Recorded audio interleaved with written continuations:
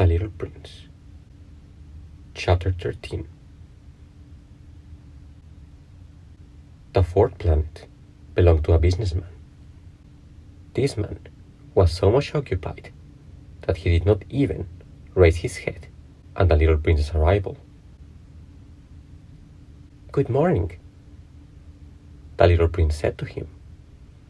"Your cigarette has gone out." "3 and 2 make 5. 5 and 7 make 12. 12 and 3 make 15. Good morning. 15 and 7 make 22. 22 and 6 make 28. I haven't time to light again. 26 and 5 make 31.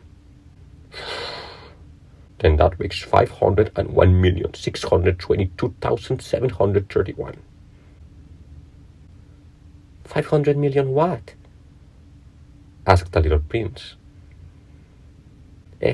Are you still there? 501 million. I can't stop. I have so much to do.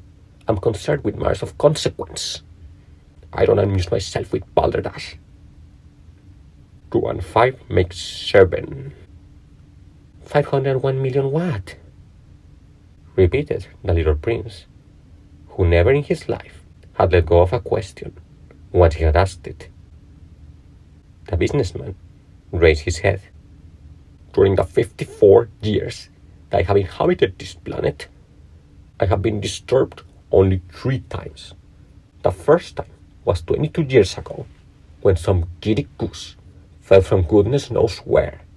He made the most frightful noise that resounded all over the place, and I made 4 mistakes in my addition. The second time, 11 years ago, I was disturbed by an attack of rheumatism. I don't get enough exercise. I have no time for laughing. Third time, well, this is it. I was saying then 501 millions. Millions of what?" The businessman suddenly realized that there was no hope of being left in peace until he answered this question. "Millions of those little objects," he said, "which one sometimes sees in the sky." "Flies?" "Oh, no, little glittering objects." "Bees?" "Oh, no, little golden objects that set lazy men to idle dreaming. As for me, I am concerned with matters of consequence. There is no time for idle dreaming in my life." "Ah, you mean the stars?" "Yes, that's it, the stars." "And what do you do with 500 millions of stars?" 501,622,731. I'm concerned with matters of consequence. I am accurate. "And what do you do with these stars?" "What do I do with them?" "Yes." "Nothing. I own them." "You own the stars?" "Yes." "But I have already seen a king who..." "Kings do not own, they reign over. It's a very different matter." "And what good does it do you to own the stars?"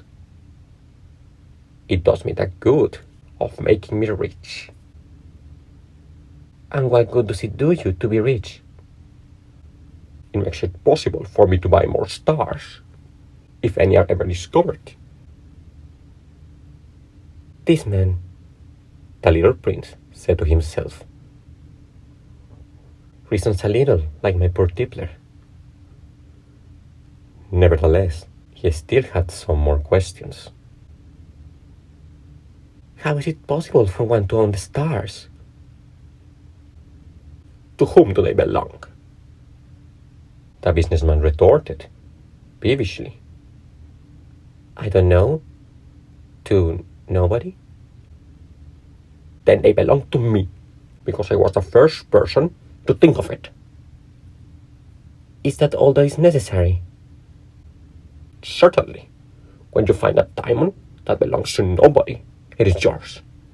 When you discover an island that belongs to nobody, it is yours.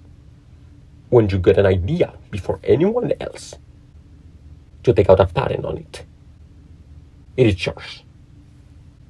So, with me, I own the stars, because nobody else before me ever thought of owning them.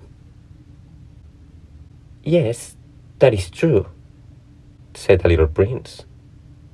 And what do you do with them? I administer them, replied the businessman. I count them and recount them. It is difficult, but I'm a man who is naturally interested in matters of consequence. The little prince was still not satisfied. If I owned a silk scarf, he said, I could put it around my neck and take it away with me. If I owned a flower, I could pluck that flower and take it away with me. But you cannot pluck the stars from heaven. No, but I can put them in the bank. Whatever does that mean? That means that I write the number of my stars on a little paper, and then I put the paper in a drawer and lock it with a key. Is that all? That is enough, said the businessman. It is entertaining, thought the little prince. It is rather poetic, but it is of no great consequence. On matters of consequence, the little prince had ideas which were very different from those of the grown-ups.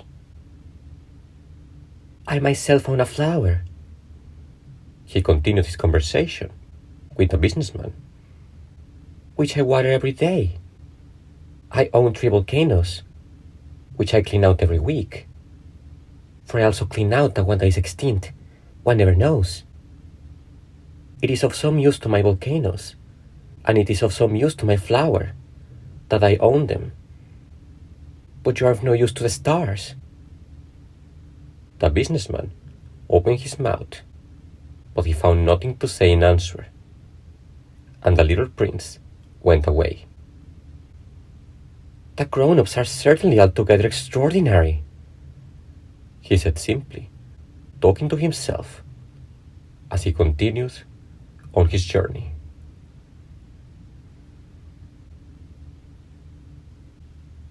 Thanks for listening.